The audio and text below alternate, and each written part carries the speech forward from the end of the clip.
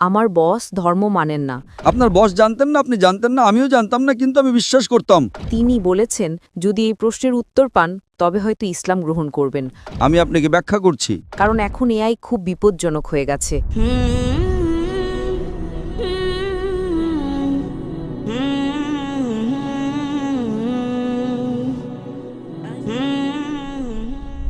আমার নাম নিসা।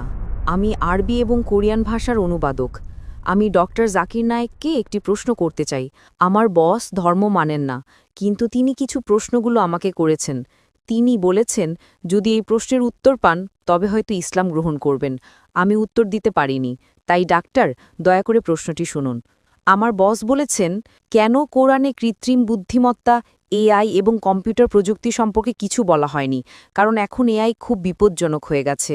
এটি অনেক কিছু করতে পারে, যে কোনো কিছু সিদ্ধান্তও নিতে পারে। আমার বস এ ব্যাপারে খুব কৌতূহলী। ধন্যবাদ। আপনার বসকে বলুন কোরআন কোনো সায়েন্সের বই নয়, SCIENCE। যদি কোরআন সায়েন্সের বই হতো তবে এটি বিশালাকারের হতো। এই যে ভবনটি দেখছেন এর ভেতরে যত বই রাখা সম্ভব সব বই মিলেও এর সমান হতো না। যদি কোরআন বিজ্ঞানের বই হতো আর এতে সব বৈজ্ঞানিক তথ্য উল্লেখ করা থাকতো, তাহলে কোরআন এতটা বিশাল হয়ে যেত যে আপনি কোনোদিনও তা পড়ে শেষ করতে পারতেন না। আপনি কি বুঝতে পারছেন? হ্যাঁ ডক্টর। কোরআন কোনো সায়েন্সের বই নয়। সায়েন্স, আপনি যদি জিজ্ঞাসা করেন কোরআনে কি লেখা আছে 2 আর 2 মিলে 4 হয়, না, কোরআন কোনো সায়েন্সের বই নয়। এটি নিদর্শনের বই, SIGNS। তাই আমাদের দেখতে হবে কোরআনে যা কিছু বলা হয়েছে তা যেন ভুল না হয়।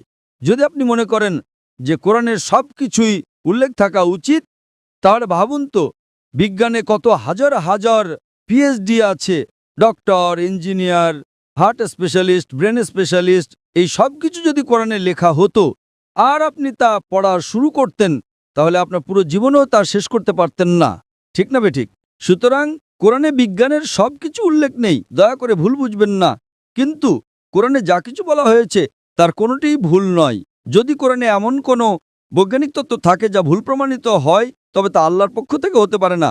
আর যদি কোরআনে এমন কিছু বলা হয় যা বিজ্ঞান অনেক পরে, 200 বা 400 বছর পরে আবিষ্কার করেছে, তাহলে সেটাই মুজিজা। তাহলে প্রশ্ন হলো কোরআনে AI এর কথা বলা হয়নি কেন? কোরআনে এটা কেন থাকা উচিত? কোরআন কোনো বিজ্ঞানের বই নয়, কিন্তু আল্লাহ জানেন ভবিষ্যতে কি আসতে চলেছে। আমি আপনাকে ব্যাখ্যা করছি। 1 নম্বর, মানুষ আমাকে প্রায় জিজ্ঞাসা করত যে ইসলামী শরিয়া অনুযায়ী যদি আপনার কাছে ভিডিও রেকর্ডিং থাকে, যদি কোনো ভিডিও রেকর্ডিং থাকে যে কেউ চুরি করেছে, ইসলাম অনুযায়ী সেটা প্রমাণ নয়, এটাকে প্রাথমিক